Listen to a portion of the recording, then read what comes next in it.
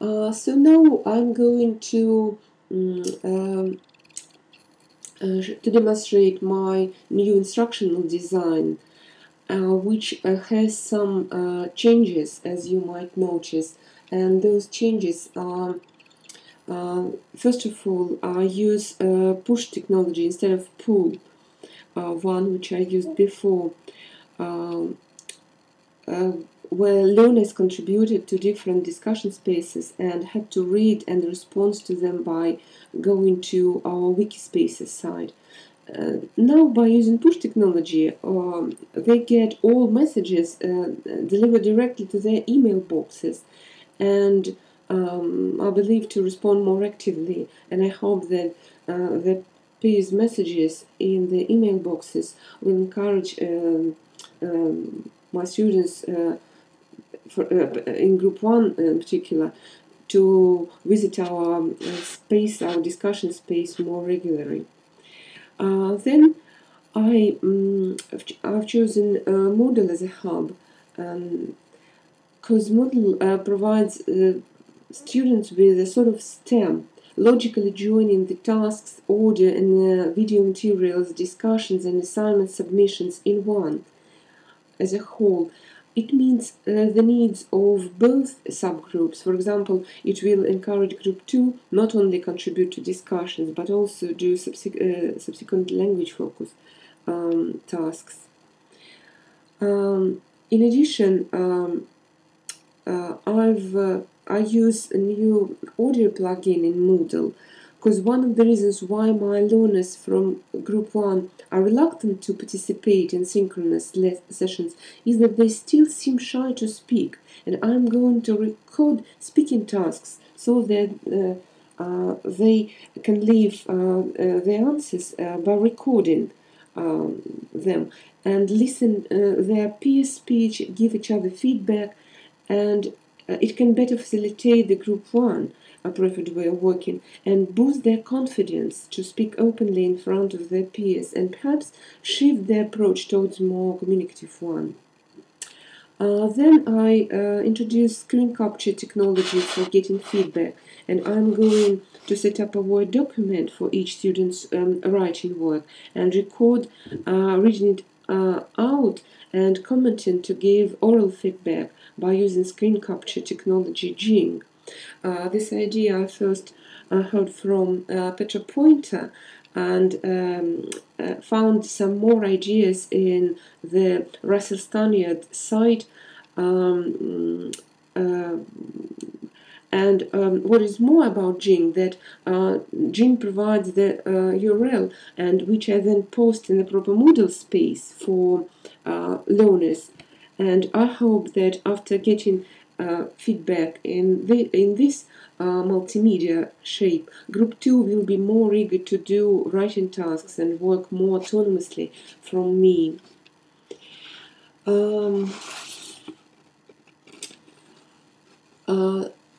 Back to our new diagram of the courseware.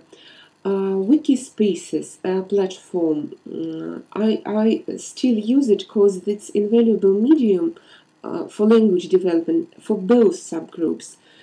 And as Land said it, that the dynamically evolving wiki rests on the relations between participants as enacted in a collective ZPD. And in addition, we employ push RSS technology, which pushes messages, sometimes almost synchronously, into my learners' email in my email accounts from Wikispaces. In addition, I'm going to use Wikispaces as a portfolio, and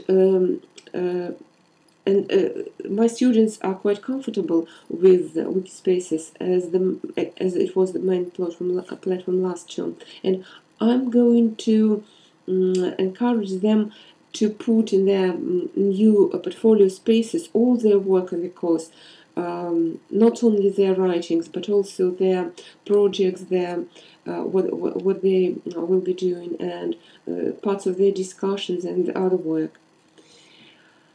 Um, And as well as Wikispaces, I love to view it as the synchronous virtual classroom. And Viewer lends itself both to asynchronous and synchronous activity, because the students of Group 1, even if they are reluctant to participate in synchronous lesson, they can visit the space after a lesson and do the activities, and they are believed to change their approach towards synchronous component as well.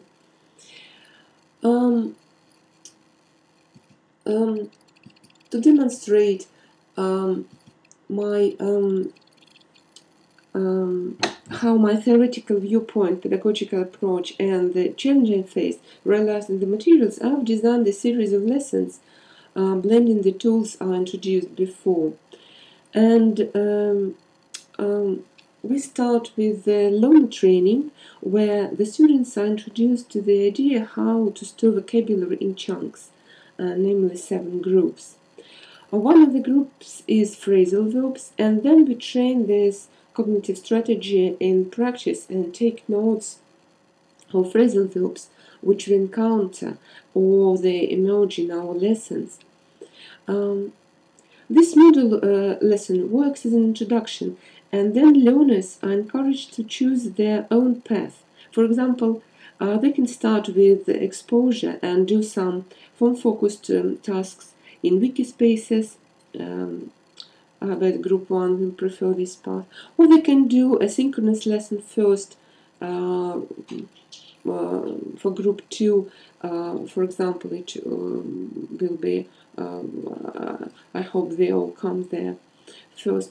Or they can start with a collaborative task, or at least observe how others complete the story, or go to the lessons asynchronously and do the tasks by themselves. As the outcome of this short module, the students are expected to write a sort of an assignment. I haven't decided yet the idea of the final task, and I rarely do it beforehand because I like Joop Stelman's notion of responsiveness during a course rather than before or after it. And the assignment much depends on how my students will participate in this series of lessons, and it might be to write or record the story using phrasal verbs, or to do similar tasks they've done together, replacing Latinate verbs by phrasal verbs on their own. And now I'm going to show you how this diagram is realized in real materials. And for example, this is how we start. As I told you, is the introduction, is the page where learners are trained how to store vocabulary. And if you notice, phrasal verbs are here. Page. Then we go to phrasal verbs tasks, phrasal verbs exposure task, which is a series of videos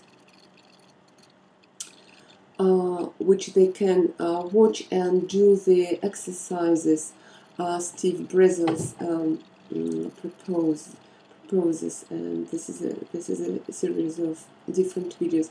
And collaborative task in Wikispaces, it is create a story where they're given a short story with the underlined verbs, and their task is first of all do just task on reading how they got the story as a whole, and then replace underlined verbs by phrasal verbs, and they're expected to do it collaboratively. Then go to viewer and have lesson. Have one lesson with phrasal verb lesson with them, as I said, synchronously, and the preferable way of Group 2. This is the first page of this lesson. There are 7 pages in it and several tasks, and I must tell you that I've got a lot of ideas for this lesson from Gianni Bianchini, and there are some ideas, of course, here in the lesson from her seminar. So they are doing this synchronous lesson, or they can go to this viewer space after the lesson and, for example, they can leave a sticky note, comment, do the tasks on their own, and so on. For example, in page 1, we can find one of the sticky notes left by my student who was not present in the lesson, and he recorded his comment. He recorded his comment. Yeah, and it is not audio comment, it is sentence. But anyway, any person can reply on this while they're commenting on printing the comment or leaving the voice comment, as I did before. For example, we can record a comment. And so now everything that I'm saying is recorded.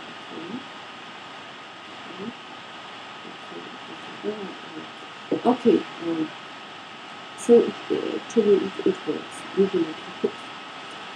Okay, this is the end of my presentation. I'm happy to be with you, and thank you very much for watching.